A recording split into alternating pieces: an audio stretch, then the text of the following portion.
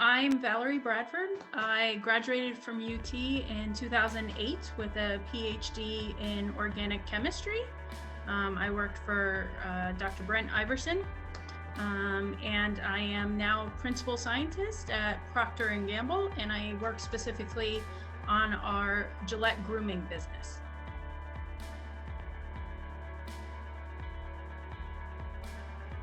Yeah, I mean, in general, what I really enjoy about industry and why I went into industry in the first place, which, it's kind of split. Some people go and teach and some people go into industry.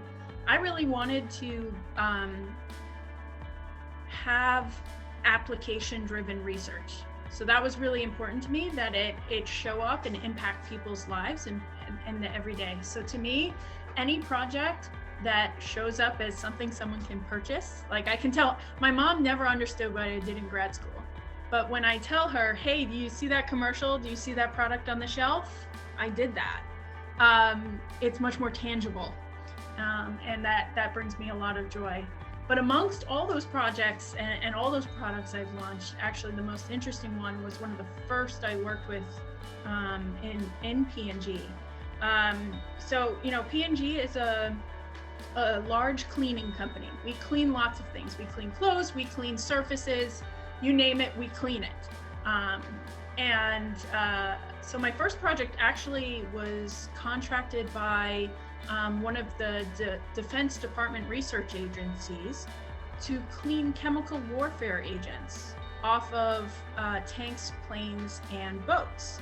And this was really important to me because actually at the time, my husband was deployed to Iraq while I was working on this project.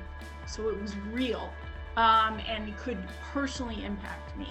And I knew exactly what the current protocol was that they were using, and I knew it wasn't optimal, right? They did what they could with what they had, but I knew that we could do it better. And so I actually got to work externally with some of the defense research agencies and their labs in collaboration with our lab to develop a formulation that worked. And that was really rewarding for me because I knew it would make people safer. It actually led to my first patent. And while P&G doesn't sell it to the government directly, we license the technology to someone who would. And so that's actually available today to be purchased within the military. So to me, it was an extreme version of how cleaning changes someone's life. And I was so glad that we could do something about it.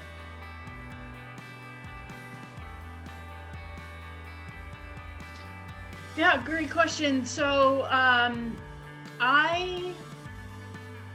look at what I did in grad school, and if you read my dissertation, it has nothing to do with what I do today. Some people look at that as, well, if I can't directly apply what I know, is that a problem? Is that limiting for what jobs I can apply for? And truthfully, the answer is no. It's not limiting. Because the skills, so there's a difference between skills and knowledge, okay? And you can grow knowledge, you can grow skills. Your technical knowledge area in grad school may not be reapplied, but the skills that you learn absolutely can be. And so for me, I worked very cross-disciplinary within my dissertation. So I worked in a molecular biology lab. I worked in an organic chemistry lab.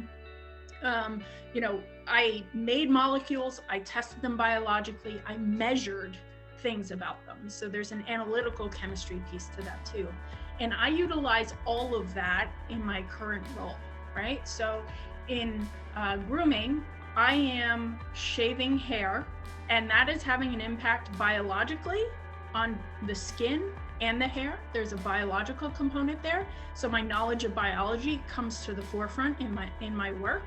And then, from a organic chemistry perspective, there's everything that we use is a molecule. So my knowledge of how properties of the materials I use are driven by the fundamental chemistry, use that all the time. And what's important in any role in science is your ability to think in technical problems to be solved, and how do you prove out the theories and the hypotheses that you have, and that's always backed by strong technical data. And that data, for me, has a lot to do with the chemical methods and biological methods that we use, which is a large part of kind of like the analytical chemistry. So, knowing the types of analyses that might be useful helps me reach out to the right partners. I'm not an expert in that field, but I know the questions to ask, and it helps me talk with different collaborators. I can talk with the biologists. I can talk with my engineers. I can talk with my analytical partners. In addition to that, my coaching and mentoring is a lot like, helping with undergrad research, like having undergrads work, as you're raising someone up in the company and getting them to be a good scientist.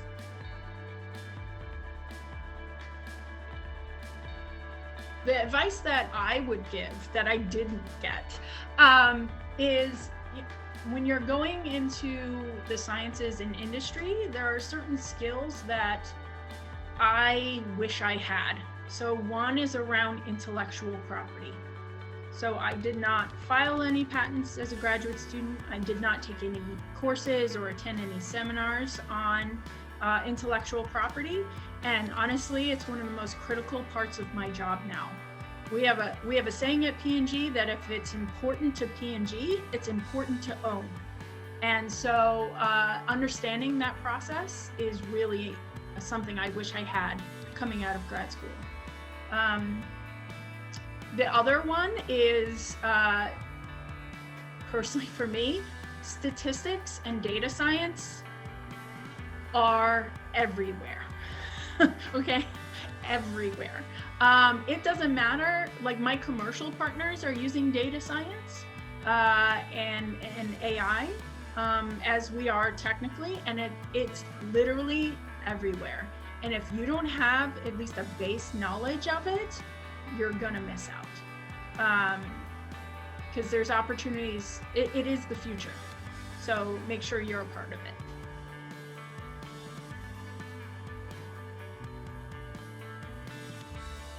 Being a first generation student means that I did not have the luxury of guidance, of what to do, what things could look like, where it could go. And so it made me rely on peers and mentors even more so. And if I did not have exposure and those other voices to help me, I would have no idea.